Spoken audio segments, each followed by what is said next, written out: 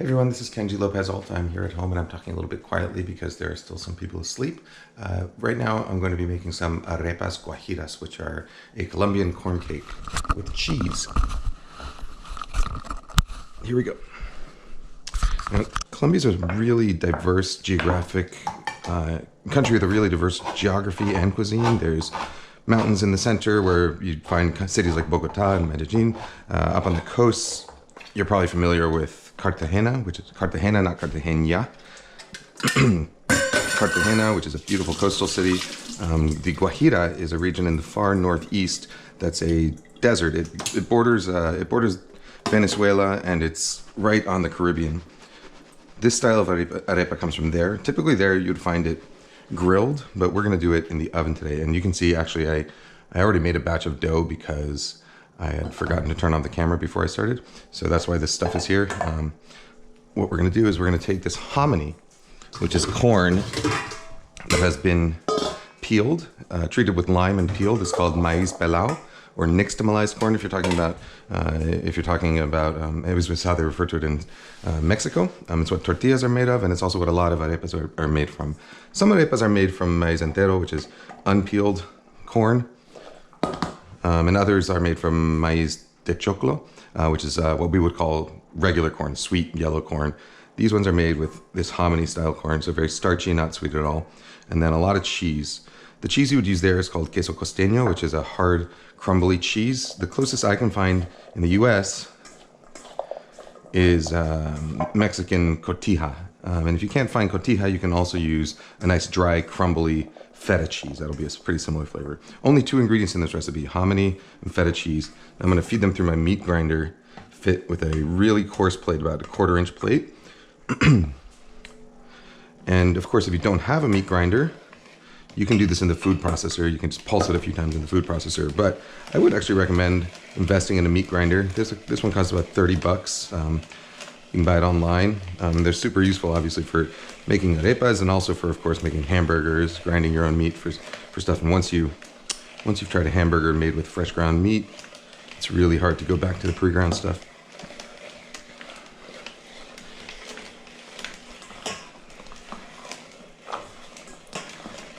Arepas are the sort of bread of Colombia. They come in a huge variety of forms. Also, of course, very, very, very popular in Venezuela. It originated in a region, well before either country has their current borders, but it originated in a region near the border of both countries. So both countries really, some people will say arepas are really Venezuelan. Other people say they're really Colombian. I try not to take sides. I think they're just delicious, and I like the diversity of them. A friend of mine from the University of La Sabana in Bogotá, he wrote this book on Colombian arepas, which is one of the best single subject books I've ever seen. Single subject technical books. It's only in Spanish, but it's very, very complete, very, very thoroughly researched. A really nice resource for someone like me who's interested in Colombian food. My wife is Colombian, which is, we've been traveling down there for, past 12, 13 years, and we spent about 3 months there last year. I'm going to add that to the dough I had made before. We're going to be eating a lot of arepas, which is totally fine by my wife. All right, those are the only 2 ingredients. The nice thing about using canned hominy is that it's already cooked, and it actually, once you drain it, it has pretty much the exact right moisture level. So that's it. We just make a sort of dough out of this. It should just stick together. Now, you could make this into cakes and do it like they do, really do in Guajira, and grill them. I find it easier to just bake them, which is what we're going to do today. This is very similar to how they do it at one of my favorite restaurants in Bogotá called Abasto. They make them into cakes and they bake them. I'm going to do it on parchment here. That one's a little big, but oh well.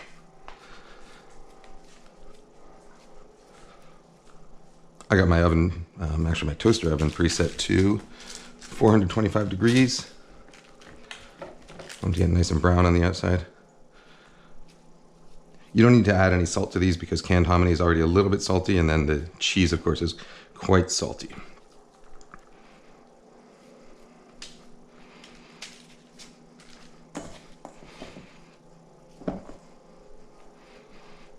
You also don't have to be very precise with, well, basically with anything in this recipe, but especially not really the size of these things. The white hominy is already cooked, so it's not like you really have to worry too much about it, about them being perfectly even, so that, you know, like with something like a meatball, you would want them all perfectly even so that they all finish cooking at the same time. But this dough, you could actually eat just straight up raw, so it doesn't really matter if it heats through to the exact same temperature in the center for all of these. They're quite forgiving. I never measure when I'm doing this. I just eyeball it. I think I mentioned it, but the ratio is probably about 30% cheese or so by weight. All right, that's a decent batch of them. One giant one and a bunch of smaller ones. I'll put that in the oven here. Oh, you know what's going to be fun is that I'm not just going to make these in the style of that restaurant Abasto. We're also going to use the exact same plates that they use. These plates are, in fact, all of this stuff that you see here are from a town in Colombia called Carmen de Viboral. It's a town famous for its ceramics, especially its hand-painted ceramics. So in fact, one thing we found interesting is that there are quite a few shops there that get their ceramics from Italy, hand paint them, and then paint them back to Italy to be sold as Italian ceramics. Beautiful place, beautiful pottery, beautiful plates. So we're going to use that, and then we're going to use these little tin-coated, what do you call it? Ceramic-coated tin cups. They come in a beautiful sort of range of colors. I have all these here. My wife and I actually went to the factory where they make these in Bogotá and loved them, so got a ton of them. We use them at my restaurant also.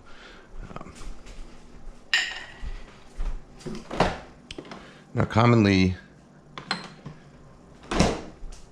these will be served with a type of cream called suero, which is a sort of soured cream. You can use regular sour cream. I find it's better if you can go to the Mexican market and find this kind of Mexican sour cream, which has a little bit more of a similar flavor and texture to it, to the Colombian suero. I've never seen suero in the US, so good luck finding that. So that's for later. And for now, what am I gonna do? I'm gonna squeeze some grapefruit juice.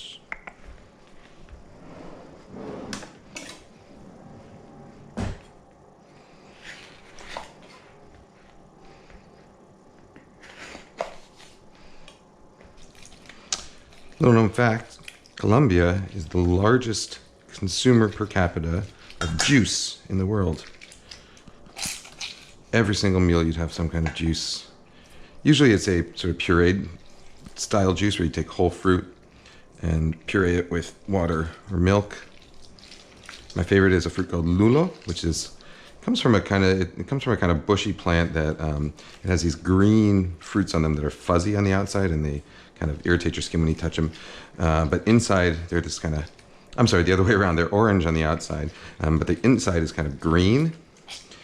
And they have a super aromatic, very tart flavor. They're delicious made into juice. Lulada.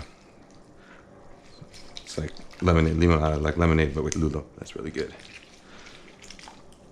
At this restaurant, they actually serve a juice. Oh shoot! Now I'm blanking on the name because I never wrote a script for this thing. And shoot, it's a fruit that is. Oh, it's what is it? It's orange on the outside. It looks like a passion fruit. It's related to the passion fruit, but the inside is gray and has seeds. Oh shoot! I believe it starts with a G. Granadilla, that's what it is. Granadilla.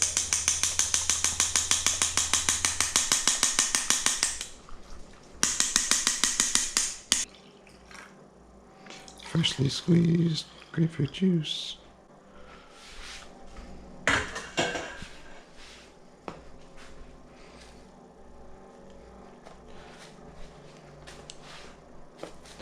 All right, I'm gonna pause this video and come back to it.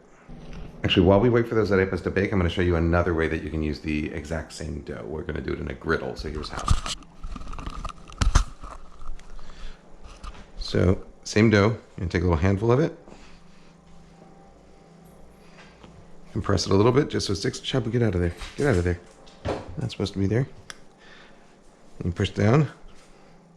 I do it on a surface like this. If you're really good at it, you can do it all on your hand. I'm not good enough at it to do that, but maybe you are. Maybe someday I'll be if I practice it the right way, which I don't.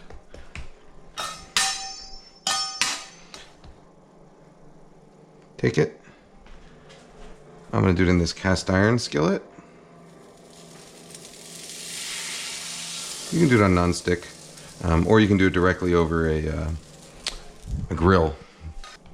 As long as you can cook the dough and get it brown, probably going to taste good. I mean, why wouldn't it taste good? It's cheese and corn. That's it. There you go. We'll just leave those. Cook them a couple minutes per side. If you go to pretty much any Colombian city, you will find people in the streets grilling or griddling arepas. Let's take a break. Sorry, if you notice me very suddenly cutting away, it's probably because my daughter is wandering through and I don't think she's ready to be exposed to the internet yet. The wonders and horrors of the internet. These are getting there. You can see they're getting a little golden, which is what we want.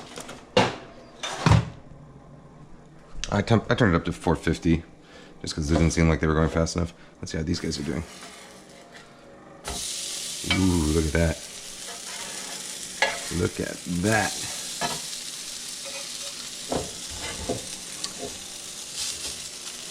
I feel like every video there's something I do that annoys some kind of snob. And this video is probably going to be tea snobs who are going to get annoyed because I drink my tea with milk. I don't know. Actually, I drink it with half and half right now. Audrey drinks it with milk. Is that something I'm allowed to do? Am I supposed to do that? I don't know. I like it. I do it.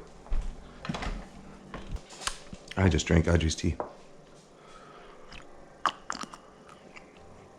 All right, we'll take another break. These guys take probably a total of, these guys on the skillet take about a total of 8 minutes or so. We'll flip them every once in a while until they're nice and toasty. You see? Just like that. On both sides.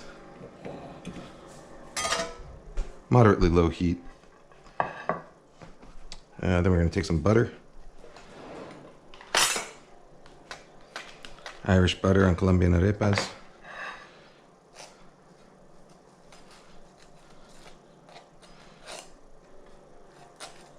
Made by a half Japanese guy in California. Oh man, yeah, they smell really good. I love that. It's that flavor of kind of toasty corn.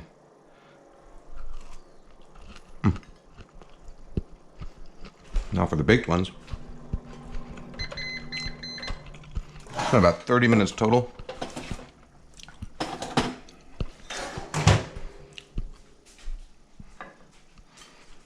Where do I put them on? Put these down before they burn my hand.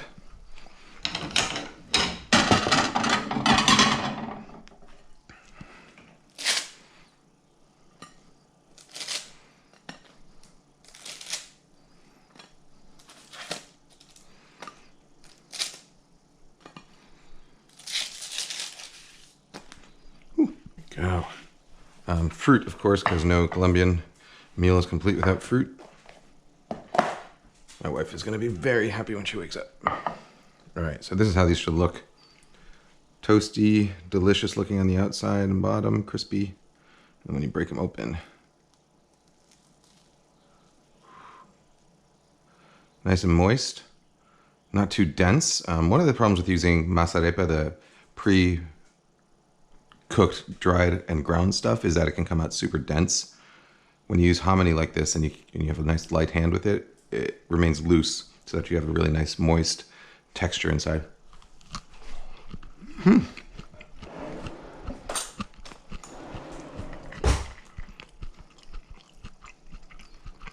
with a little bit of suero.